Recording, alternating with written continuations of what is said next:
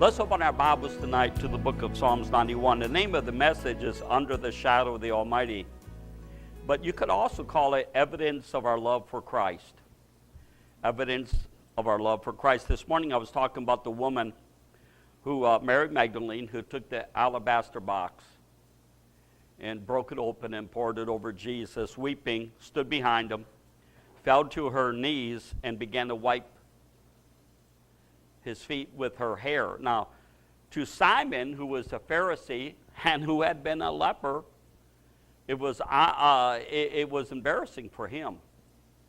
But Jesus said, "They that are forgiven of much loveth much." So when Jesus saw what Mary did to Jesus, was he was seeing the way things the Father sees. It was love.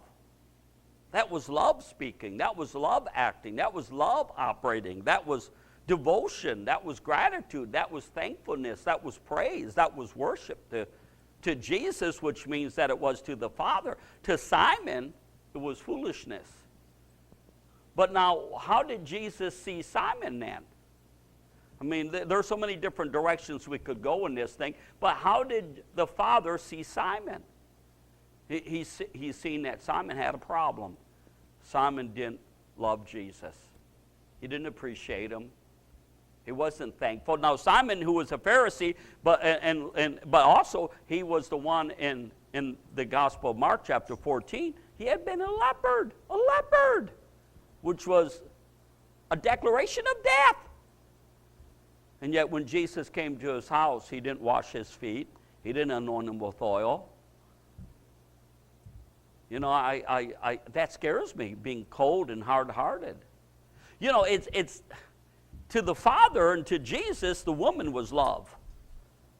But Simon was, "Come to my house," as if he was doing Jesus a favor. So, let me say it this way, love is evident. What you love will be evident. What I really love, everybody will see. What I really love. And matter of fact, Jesus, he kept telling Matthew, Mark, Luke, and John, he said, where your treasure is, where you invest your money, where you invest your time, where you invest your life, that's where your treasure's at. And Jesus invested his life into the will of the Father. And when Jesus said to the disciples, "Come and follow me," guess what they did? They followed him. So you can see in Mary, you can see love is manifested, right? Joy.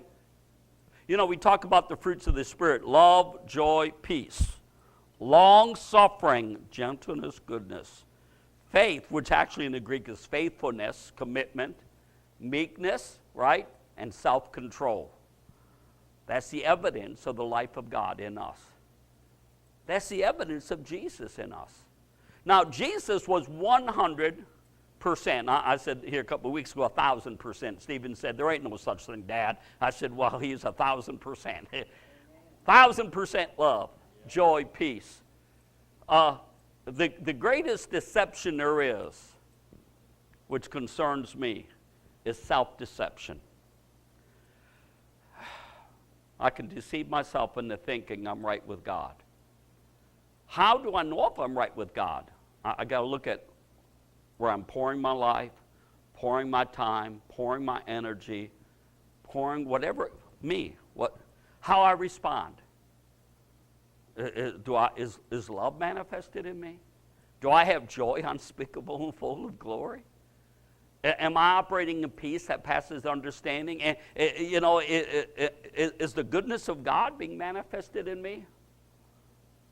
Gentleness. Can you move? You couldn't move Jesus out of gentleness. You couldn't move him out of it.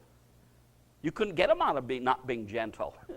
You couldn't get him out of not being good. You couldn't get him out of not having hope. You couldn't get him out of love. You could not move Jesus out of love. He was there. And if you look at his disciples, Stephen, I mean, they're stoning him. Can't get him to stop loving. Amen.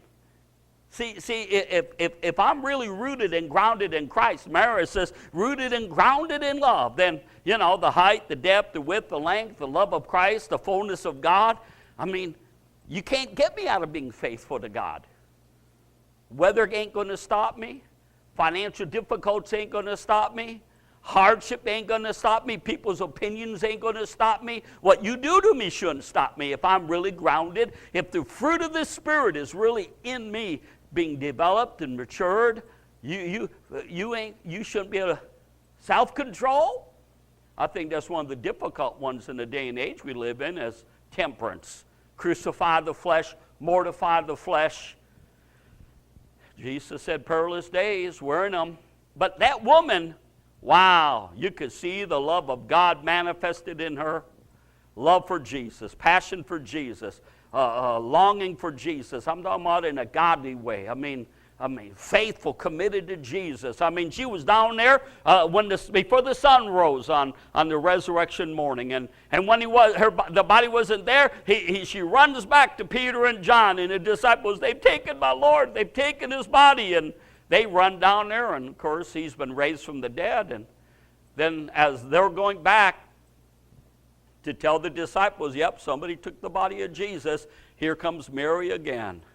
And let me tell you something, I've been in Israel. That was not easy walking. Up and down those mountains, it's a rough land. And she went back down to the tomb. I've been to the tomb of Jesus. And she went back down there. It's not very far from Golgotha. And she went back down there, and she's so in love with Jesus. She's weeping. She's weeping. Think about someone that you love more than anything else in all the world. Not only are they dead, but their body's gone. And she couldn't see. And all of a sudden, Jesus is standing there, but she's weeping so hard she can't see who it is.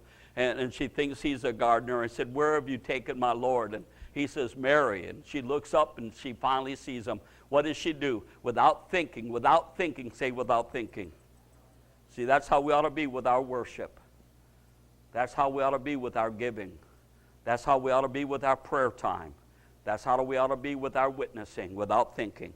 Not leaning to the understanding of your mind, trusting the Lord with all thine heart. Lean not unto your own understanding. Acknowledge him in all your ways, and he'll direct your paths. What a wonderful life. What a mysterious life. Them that are born again are like the wind, from whence they come and whence they go, no man knows. See, you can understand the world. The world is easy to understand. You know, money, security, self. But a believer who's just swallowed up in Jesus, they're a mystery. You can't really understand them. You know, I was thinking of Smith Wigglesworth after he really, really fell in love with Jesus. He was a mysterious man. Nobody could understand what made him tick. Think about it. After I got born again, my buddies couldn't understand what made me tick. You know, it used to be the drugs, the violence, the sex, the immorality, the perversion, the tobacco, the alcohol, the drugs, the rock music, but not no more, man. New creature, new creation, brand new man in Jesus. You know, I told you a couple of weeks ago, a guy actually came to me and said, I want to buy your place. Well, I said, it's not my place. Well, I want to buy it. Give me your price. I said, it's not for sale. He said, no, everything's for sale. He said, what do you want for this place? I started laughing. I turned my back on him. I said, it's not for sale. I said, you can't buy me. Why? Because it's not about money. It's not about money. It's about Jesus. It's about loving God. It's the fruits of the Spirit. So you could see that Mary Magdalene, she really, really loved Jesus. She didn't have to say, I love Jesus better than ice cream, and ice cream's very good, Scooby-Dooby-Doo. You didn't have to. No. I saw a guy one time, he was on TV, and he was going on and on and on how he loved Jesus. That don't impress me, saying, I love Jesus, so what? I want to see it. How are you going to see it? You're going to see it in your attitudes, your actions, your words, your deeds. What's important to you? What is salvation? This morning, Sister Glenda came to me, and she brought her son, and she said, Pastor Mike, my son needs some devils cast out of him. I looked, I said, no, he ain't got devils. I said, he may be tormented, but he ain't got devils. Well, will you pray with him for me? I said, if he wants me to pray. So I went back there, and he's a nice young gentleman, you know, kind of rugged looking, and I looked at him, and And I'm sure people have convinced him he's got demons. And I said, brother, you ain't got devils. He kind of looked at me like I don't. I said, no, you're tormented. I said, here's your problem. I said, let me tell you what your problem is. I said, you have to give Jesus your heart. And the mother said, well, didn't you pray? You prayed a prayer of salvation when you were young. I said, that's the problem with the church today. People think salvation is praying a prayer. It's not praying a prayer. I said, it's giving Jesus your heart. And you know what? I said to him, I said, Chip, you might have to do that 1,000 times a day. Here's my heart, Lord, it's yours. Here's my heart, Lord. It's not for the world. It don't belong to the devil. It don't belong to mammon. It don't belong to a person, a natural person. It doesn't belong. I love my kids and I love my wife, but really my heart belongs to Jesus. I said, Chip, if you'll just give your heart to, well, of course, Mom wanted him to do it right then and there. He wasn't ready. I said, I said, this is not something you just do once in public. I said, you got to do it. How many of you had to give your heart to Jesus more than once? Over and over and over. Why? Because the thief comes to steal, to kill, and to destroy. He wants to steal my heart away from God. The cares of life, deceitfulness of riches, lust of other things entering in. So what happens when you really give your heart to Jesus wholeheartedly, not half-heartedly, not lukewarm? You enter into a new realm, a new world. And I think Psalms 91, if you have your Bible, you can read that for a little bit tonight. I'm going to talk about this. He that dwelleth in the secret place of the Most High. Who is he that dwelleth? Under the shadow of the Almighty, right? In the pavilion of the Lord. And hide yourself in the cleft of the rock, like a little chick under the wings of a bird. He that dwelleth, he dwells, he lives there in the secret place of the Most. Why is it a secret place? Because the world doesn't understand this secret place. You can be out in public and yet you're hiding under the shadow of the Almighty. You're putting your trust and your confidence in Him. You're putting your love in Him. You trust Him, you depend on Him, you lean on Him. You're abiding in Him and His Word abides in you. And you shall ask what you will. How many times do we get out from underneath the wings of the Almighty? True story, there was a farmer who had a fire that broke out on his farm. And in his old barn, and the hay, you know how old dry hay is, it just took off. So after the barn burned down, he had an old hen with a bunch of chicks out there, but he didn't see where they went. He was walking through the barnyard, and he walked over to the barn, and he kicked a stump, and here it was that big old hen. Kicked the stump of the hen, and it flipped over. And underneath that hen came about a half a dozen little chicks running. See, them little chicks were underneath Mama when the fire came. And so when the fire came and went, guess what? They didn't get burnt because they were under the wings of their mother. And that's where we need to find ourselves. We need to be under the wings of God, under the shadow of the Almighty. He that dwelleth in the secret place of the Most High shall abide under the shadow of who? Not just anybody. Not Prudential. Right?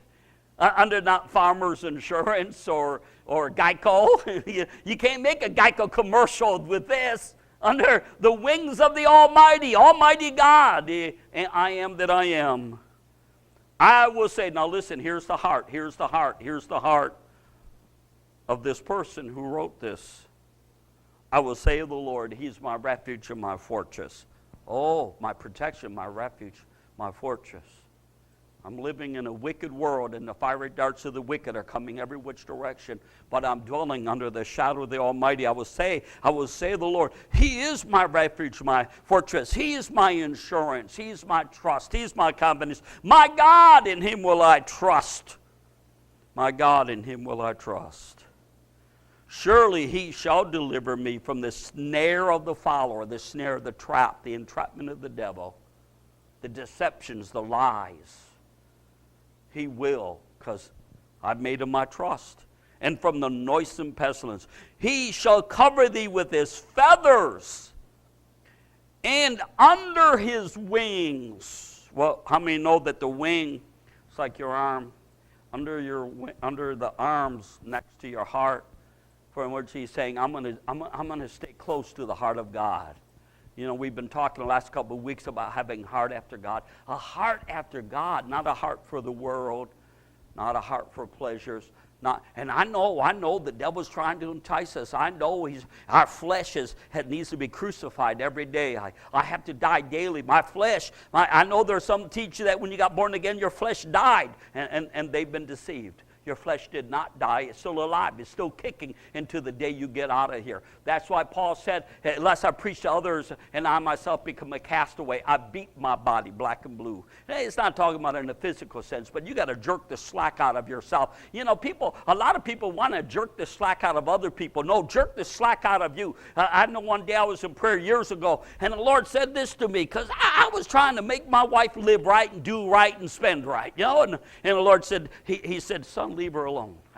He said, pull the beam out of your own eye, and then you can help her with her sliver. Isn't that what Jesus said?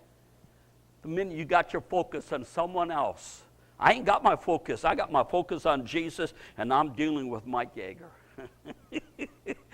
You know, I mean, you know, it's this. My daughter wrote a tremendous song. It said, "The flesh must die, the flesh must die." And then she'd have to sing it for you, but all of a sudden the flesh comes right back out of the tomb. The flesh tries to keep on rising up like a zombie, trying to come back up. No, put it back under your feet. Amen. You know, we always talk about putting the devil under our feet. We got to put the flesh under our feet. Attitudes, thoughts, desires. Wrong outlook, right? You know, we're going to get into a little bit of nitty-gritty tonight. Is that all righty? Is that already righty, Rooter? We're going to take the Rooter to you tonight. How's that? We'll deal with some slop, let it come to the surface and scoop it off the top. Some scum. You know, I ain't got no scum in me. Well, you've already deceived. He shall cover thee with his feathers, and under his wings shalt thou trust. His truth, here we go. His truth shall be thy shield and buckler. The truth, it is written, weapons of our warfare are not carnal, but mighty through God. I'd have lost my mind without the truth, without the shield, without the buckler many, many, many, many years ago. I would have lost my mind. And even with the truth, I felt like have you ever felt like since you've been saved, you're losing your mind? You know what I do when I feel like I'm losing my mind? The truth. What does God say? Who cares what people say? Who cares what the devil says? Who cares what the circumstances say? What does God say? What does God say? What does God say? I know this sounds weird and strange, but I have literally I've gone out of the way to try to put myself in predicaments where I knew I was in the will of God, where if God didn't come through for me, I was a goner. Why? Because, you know, people don't understand this, do you know when trees get strong? In droughts. You know why? Because in a time of drought, a tree, if it's just raining all the time, like right now, if it would do this for the next couple of years, like today, just rain, and the wind would come through, you'd see a lot of trees down. But times of drought, you know what happens? The roots got to go deep to seek the water. You got to go deep to seek the water. Sometimes you got to go deep in God. God, I've walked the floor of this facility many times in the last 30, built this building in 1986. I've walked the floor many times saying, God, I need you. God, I'm not going to make it without you. God, you got to intercede. You got to help me. Lord, help me. If I was you and you were me and I could help you like you can help me, I would help you, Lord. Did you get that? I would help you. Help me now, Jesus. Help me. Because no man's the answer. No man's the answer. Thou shalt not be afraid. Say, I'll not be afraid. I'll not be afraid for the terror by night, nor for the arrow that flieth by day. In those days, today we would say bullets, bombs, grenades, snipers. I'll not be afraid of snipers. I'll not be afraid of people with guns. I'll not be afraid. We'll talk about some of my experiences tonight in my one book, How God Still Protects. Nor for the pestilence that walketh in darkness, as diseases and plagues, and for the destruction that wasted at noonday. Listen, verse 7. Listen how confident this man is.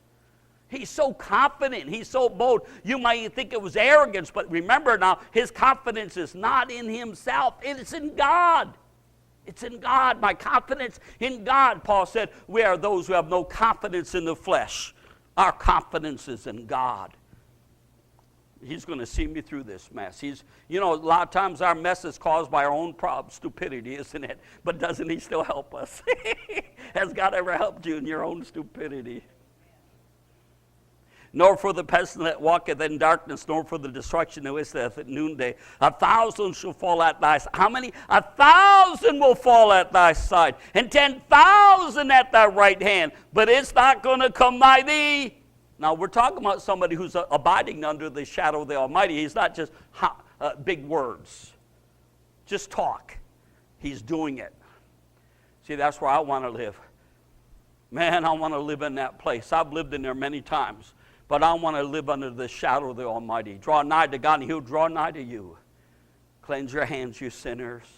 Purify your hearts, you double-minded. Believe filthy in the morning, weep, let your laughter be turned to mourning, joy in the heaviness. Humble yourself in the sight of the Lord, and He'll lift you up. Oh, I love the Word. I love the truth. It's my shield and my buckler. It's my sanity. It's my wisdom. It's by the Word that I'm sanctified. I'm set apart. I'm separated. It's the Word of God in your heart that will make, it's not just Jesus in your heart, because He is the Word. It's the Word in your heart that will make you different than the world. You'll talk different, you'll think different, you'll live different, you'll move different. You won't be like the world. Who wants to be like the world? The world is a dime. They say a dime a dozen is probably a penny a dozen now, the world's messed up, people. All you got to do, even if you turn on a conservative news channels, they're all messed up. Their focus is, and we don't mean to do it this way, but think about this. Even the conservatives, even godly people, their focus is always on the negative, always on the negative, always on the negative. Why isn't it on the positive? His name is Jesus. Let's talk about Jesus. The King of Kings is He. The Lord of Lords, supreme throughout eternity. You can buy my album after we get. I want to talk about Jesus. He's it. He's the answer. Woo, He's the solution. Wow. Only with thine eyes shalt thou behold and see the reward of the wicked. Why? Don't have to be afraid of cancer. Don't have to be afraid of disease. Don't have to be afraid of death. Don't have to be afraid of the world. Can't move me with fear. I don't have a spirit of fear, but a power, love, and a sound mind. Why? Because I've made the Lord my trust. He's my shield, my buckler, my fortress. Listen, because thou hast made the Lord, which is my refuge, even the Most High, thy habitation. Your habitation, how many live in a house? How many live in a car? Sometimes, right? But He's your habitation, right? Now, don't lift your hands. How many live in the internet? A lot of people live in the internet now. That's where they're living. And that's why they're so miserable. Because thou hast made the Lord, which is my refuge, even the Most High, thy habitation. There shall no evil befall thee, neither shall any plague come nigh thy dwelling.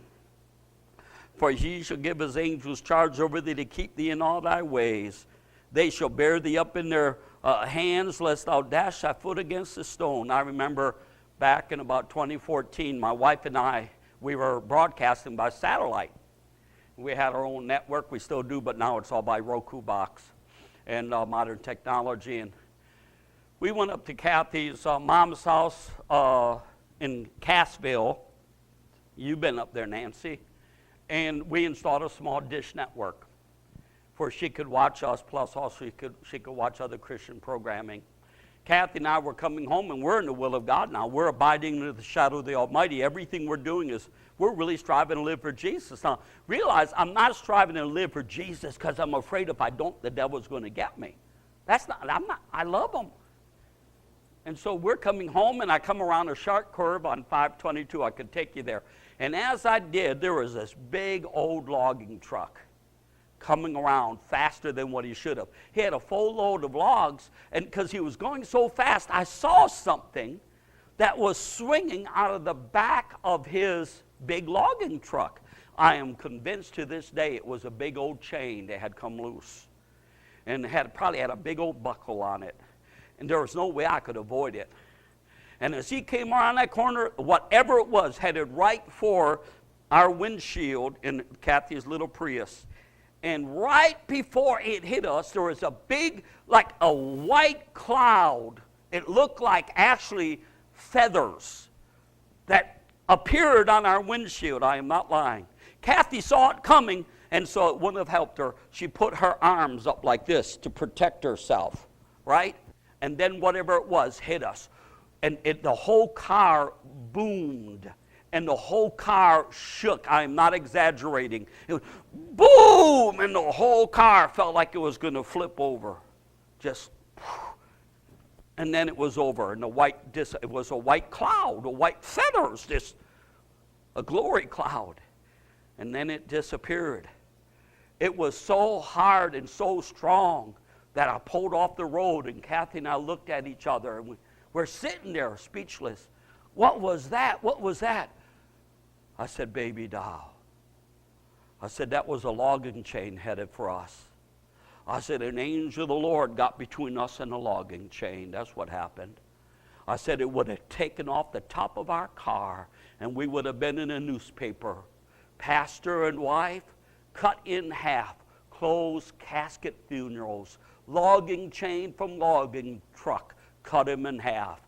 Pulled off the road, we're sitting there. I got out and I began to look over that car as strong as it hit. I mean, the whole car shook. You can ask my wife.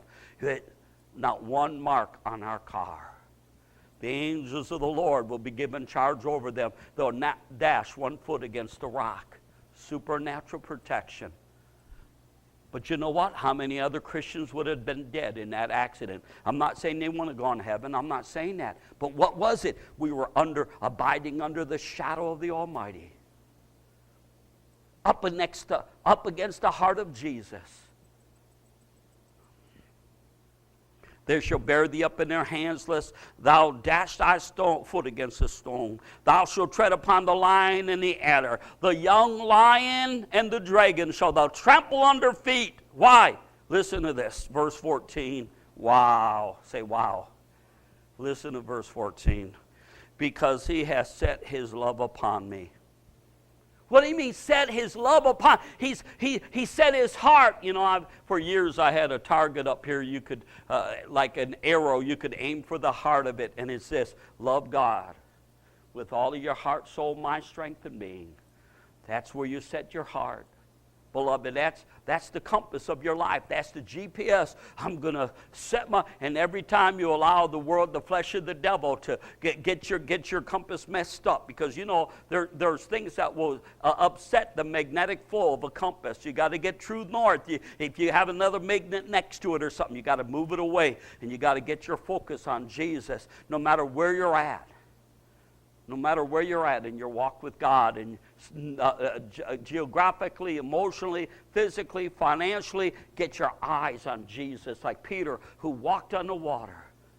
The angels. How did Jesus stay afloat? You know how? Because the angels were holding him up. Peter, he got out there, and there were the angels. They got down on their bellies, and he didn't know it. He was walking on the back of those angels. Walking on the back of those angels. I was thinking about Job. We'll share a little bit more, but Job, remember, the devil came to God and said, I can't get to Job because the hedge around him. And I got to thinking, what was the hedge? It was the wings of the Almighty. It was the presence of God. What's the hedge around the believer? What's the wall of fire? God is a consuming fire. What is it that protects us? It's us abiding under the shadow of the Almighty. You're under the shadow of the Almighty. And there's a ring of fire. And there's the wings of the Almighty. The shadow. Remember, it was the shadow of Peter that healed the sick. It wasn't Peter's shadow. It was the shadow of God. Peter was close to the heart of God. Close to the heart of God. He has set his love upon the Lord. And because of that, and you know what? It came in my heart because this morning I was talking about the importance of gratitude and thankfulness and appreciation. And when you lose a praising heart and a thankful heart and a heart of appreciation, and you know what? It's between you and God if you don't appreciate what we do for you. But Kathy's mom, and I'm not being critical, Kathy's mom was coming to our house, and we're doing all. I built a room for her, and because the Lord told me many years ago the day would come when Kathy's mom would live with you. Now she got hurt, and I had a dream. And the Lord showed me what to do before she got hurt. The night before Kathy's mom got hurt in Thanksgiving 2 years ago, the Lord showed me what to do. And so and then the Lord told me afterwards, he said, now she's coming, even though her son told us that I'm the firstborn son, I'm taking care of my mom. And I said, well, that's right. The Lord said, he ain't going to do it, build a house. Build a room for her. So I did. I just bought the house back. We didn't have money, but by faith I built a room, a 12-foot by 12-foot or something room in there, right, as we go into our foyer. So I built it, and here she comes. The day I finished it, here she comes. Well, not being critical. She's living with us. We're feeding her, transporting her. And I say this in love. I'm not being fault-finding. Not one thank you. Not one thank you. Not, hey, thank you so much. I appreciate what you've done. And you know what? My kids have a heart of appreciation, and so conviction began to come because I'd cook a meal. I cook breakfast almost every morning for everybody, and my kids would say, Dad, thank you for cooking for us. Oh, we appreciate you doing this. Dad, we thank you for taking care of us. And next thing you know, it's because she's around that atmosphere of thanksgiving, of appreciation, and now when I feed her, and now when we do stuff for her, it's coming out of her. Oh, thank you. I'm not doing it for appreciation, but it's evidence. It's evidence of where you're at spiritually. Do you have a thankful heart? Do you have a praising heart? Do you have a worshiping heart? Do you worship him? He's looking for those who will worship in spirit and in truth. Well, to what extent, Pastor Mike? Oh, it makes him so happy when you become like a Mary Magdalene. You don't care what people think. Yes, yes, I love you, Jesus. You're worthy. We're just saying, worthy is the Lamb. Listen, they're not in heaven going, worthy is the Lamb. They're not doing that, man. They're going, you'll be up on your tiptoes when you get to heaven. Worthy, oh God, worthy are you. Because of a heart filled with appreciation. And you know what? I found something shocking about Job. Not one time in the book of Job that he ever said he was thankful. You will not find in the book of Job the word thanks. He wasn't sinning, but he didn't have a thankful heart. Here, God giving him all those kids, give him all that wealth, give him all of that, and you can't find the word thanks. In the book of Job, you can't find the word praise. In the book of Job, you can't find it. You'll find out with most people that don't have the victory, you'll not find the word praise or thanks in their vocabulary. No thankfulness, no worship, no appreciation. I'm not talking to anybody here. You all have a heart so full of appreciation it overwhelms me. I'm talking about people watching. I repent for lying, Lord. But a heart of appreciation, a heart of thankfulness. A heart of worship. And the only time the word worship has appeared, and it says after the devil stole everything he had, he fell to his knees and he said he worshiped. And this is what he said. Listen to this. It's a perverted worship. The Lord giveth and the Lord taketh away. Blessed be the name of the Lord. How many know that God didn't take it away from him? A perverted worship. Oh, God, I know you're my enemy. I know you're stripping me, but I love you anyways. You know, my kids say that. Sometimes I've said, I love you anyways. How many know that don't work? You can't say, I love you no matter what. I love you. None of you have ever been guilty of that, have you? I love you. I don't care. I love you. It's like, yeah, you really hurt me, but I love you anyways. No, that ain't. Just be quiet.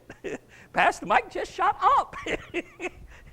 Oh, but listen. Because he has set his love upon me, therefore will I deliver him. I will set him on high because he has known my name. Listen, you will not know the Lord until you set your love upon him. Paul said that I might know him, the power of his resurrection. It's a shame Christians go through their whole life, even speaking in tongues, but they've never set their love. What do you mean set their love? Well, have you ever wanted something? Really, really want something. You were going to get it, and you didn't know it. You set your love on it, and you found a way to get it. You know what? You get what you set your heart on. You better be careful what you set your heart on. I know, because I'm talking from experience. We better set our heart on Jesus. He says, I will set him on high because he has known my name. He shall call upon me, and I will answer him. Now listen, the Bible doesn't say you won't have problems, but when you set your heart upon God, and you know his name, and you call, I will be with him in trouble. I will deliver him and honor him. With long life will I satisfy him and show him my salvation. So God's just really up me on a journey right now. This year I've written 32 books. This year. Why? It's just overwhelmed because the Lord's get ready. Revival's coming and awakening's coming. People have got to know what I've done in your life and what the Word of God says. And not just my life. I've written a lot of books about Smith Wigglesworth. But I wrote a little book called Miracles and Amazing Acts of God's Protection. 60 true stories of divine protection in my life. 60 stories. Some of you have been a part of those stories. You've seen God protect me and keep me in spite of me. But why would God do that, Pastor Mike? Because I've set my heart upon him. Here's one story, and there's 60-some stories. Kathy was dying as a baby from pneumonia. Her mother was a Christian. Her mother, Sandy, gave her heart to Jesus when she was 16 years old. And she's seen her sister die. Kathy's aunt's name was Kathy, and she died from pneumonia. And little Kathy, my wife, she was dying. And Sandy cried out to God, God, do a miracle for my little baby. And God took away the pneumonia. She set her heart upon Jesus. And there's so many stories, of God protecting me, God keeping me. Me and a buddy one time were out fishing, and I jumped on some ice. And the ice broke in Alaska. And that river took me away, that deep stream. And Dale, he reached in and he grabbed the hood of my parka, which must have been floating behind me. And if he'd not done what he did and pulled me back out, and then he got me back to the barracks, it was probably about 15, 20 below that day. And God saved me from being drowned, and I was 19 years old. Over and over, God's when the gang leader Gary Kukowski tried to stab me to death. I was riding between him and Claire Flintrop. That was their names. Big guys. I'm this little guy, and I'm preaching Jesus to him coming out of Chicago. And he grabbed the knife out of the dash, a steel dash of that old, it was like an old Chevy, Bel Air or something. Chevy Impala. And he grabbed Gary, he was a big guy, had already been in federal prison. Grabbed that big old knife. And everything went into, I'm going to do a book called God Still Slows Time Up. You know how when Joshua were fighting and they said, Lord, let the sun stop in the valley of Escalon and the moon. And God stopped time until they won the battle. And I've seen God slow down time for me many times, where just everything went into slow motion. And Gary took that knife and went to stab me right through the gut. And I'm walking with Jesus. See, I've set my heart to serve Jesus. And I saw the knife coming, and I grabbed it with my hand and went down between my legs, sliced all the way down through the springs of that chair. So you know he was putting everything he had into it. He was going to stab me to death, the devil in him. And 3 to 5 times that knife went down between my legs next to my privates. And then a cop car came around and he threw it out the window. And God saved me. 19-year-old kid, I didn't breathe. And when that, when something like that happens, you go, your heart's beating. My heart didn't speed up 1 iota. It's like I'm at a picnic, just nice and calm and cool and collected. And it was just so supernatural. The next day, he took a shotgun. And I still remember going to his house. I drove up to his house, and actually, see, the guy was this bizarre. And actually, it was my fault, really. The guy had a girlfriend, and she needed to be home at a certain time, and he just messed with her. So she begged me, Mike, will you please take me home?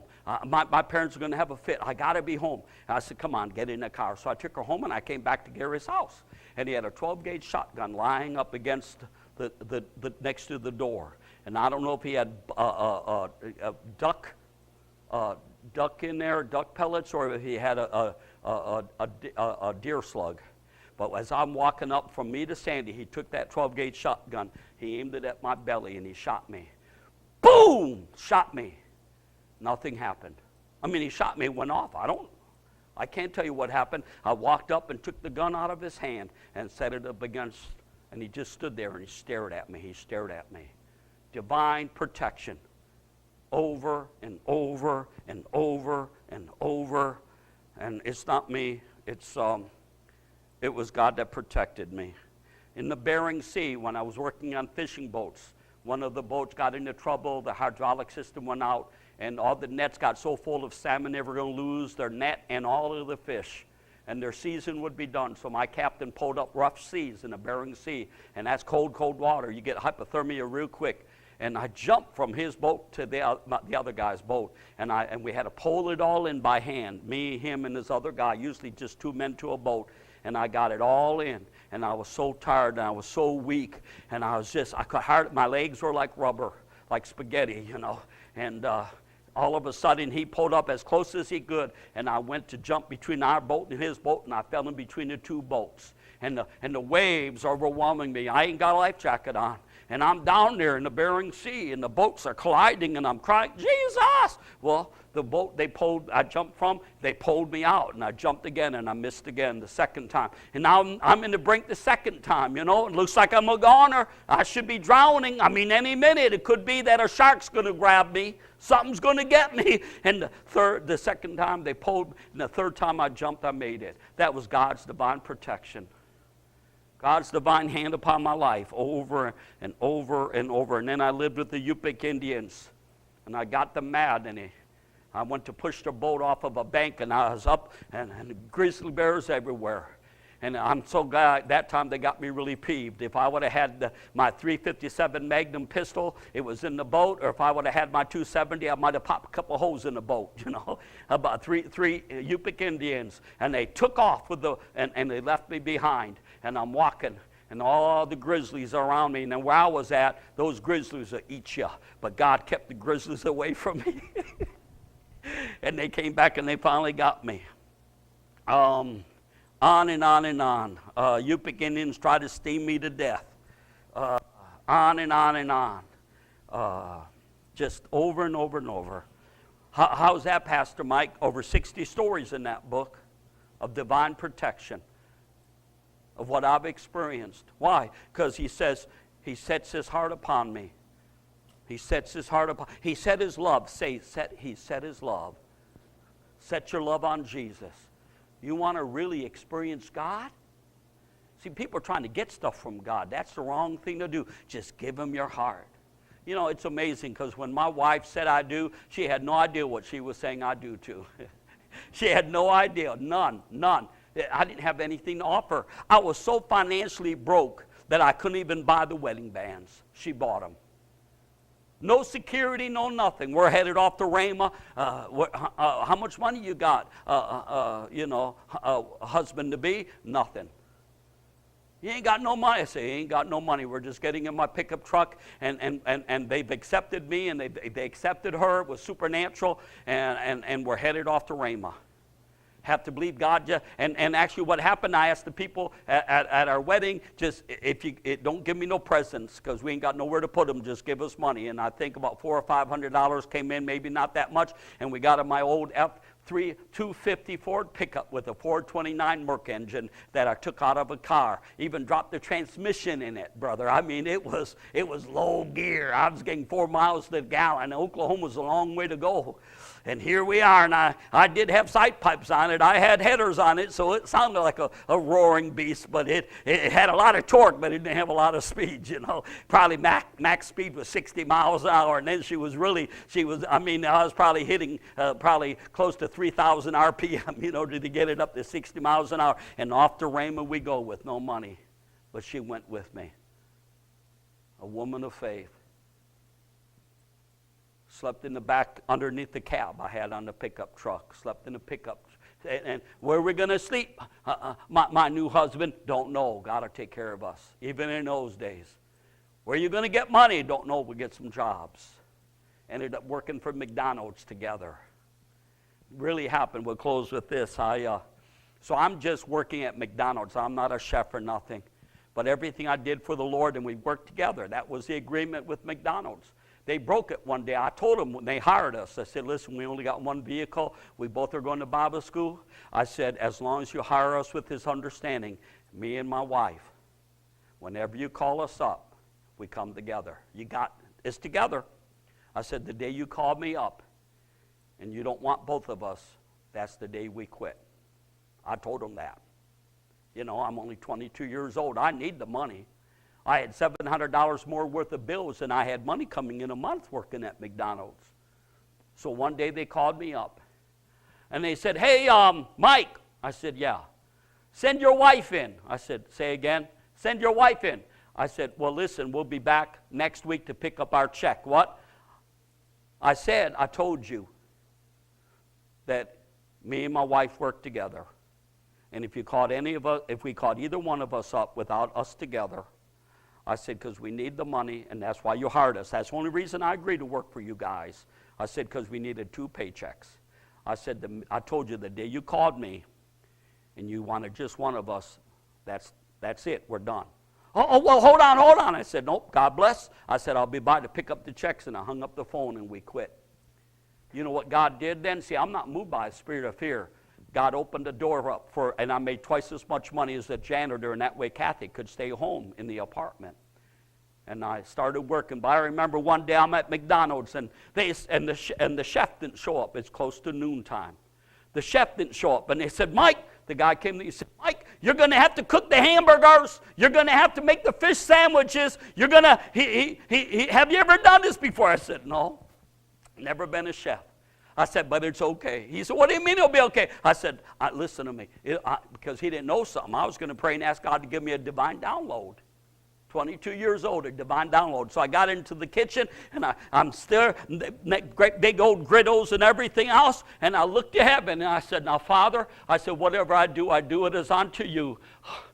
Just anoint me now, Lord, to do this. I tell you, the Spirit of God rose up in me, and I just knew what to do. I am not exaggerating. And I grabbed the hamburgers, I grabbed the fries, I grabbed the fish fillets, and I'm running but I'm not panicking. I'm just moving like I've been doing this my whole life, like grease lightning. I'm not exaggerating. I remember flipping, moving, turning, and I'm keeping up with all the orders. And the manager standing there, and his eyes are about this big in his head, and he's watching me. He's watching me. And he must have stood there for 10 minutes, Howard, watching me, because I'm just doing this, man, slapping the lettuce on, slapping the tomato on, slapping the bread together. I'm just doing this, you know, and I get done, and I'm not tired. I'm energized. I'm quickened by the Spirit. I get done doing the hamburger routine, you know. Some people would complain, flipping hamburgers. I didn't get hired for this, making sandwiches. I don't know what I'm doing. No, a grateful heart, a thankful heart, a worshiping heart, a praising heart. I got done. And the guy said to me after the rush hour, I'm not lying, liars go to hell. He said this to me, I've never seen nothing like that in my whole life. I didn't say a word. He said, how long have you been working how many times have you, where'd you learn that? And I looked at him and I smiled and I said, I've never done it before. He looked at me like I was a big liar. He said, what? I said, I've never done this before. Well, how could you do it? And I preached Jesus to him. I said, it's Jesus. He did it. God did it. Just like when we put up this building, Howard can testify. He was here, had no experience putting up a building. Floyd Mackey drove away. He handed me the blueprints. He's the one that we got to steal through. Never put up a bed, never built a doghouse up to that time. He drove away, and I'm standing there with the blueprints in my hand. But I've set my heart upon God. I've set my heart on Jesus. And I looked up to heaven, because there goes. Now, I didn't get upset. I didn't get mad. I did not curse Floyd out. I didn't curse him. Where is he going? Now what am I going to do? Look, I've got 30 people standing here, and I've got a crane, and it's $150 an hour, and I ain't got no money for the crane. What am I going to do? Didn't say none of that stuff. I just simply took the blueprints. I looked up to heaven, and I said, now, Father, you told me to put up this building. So, Lord, I thank you for showing me what to do. And I unrolled it. Schematics. All kinds of numbers, steel beams, purlings, sheetings, and I understood it. And I began to tell the guys, grab that beam, put this, and praise the Lord, we put it up.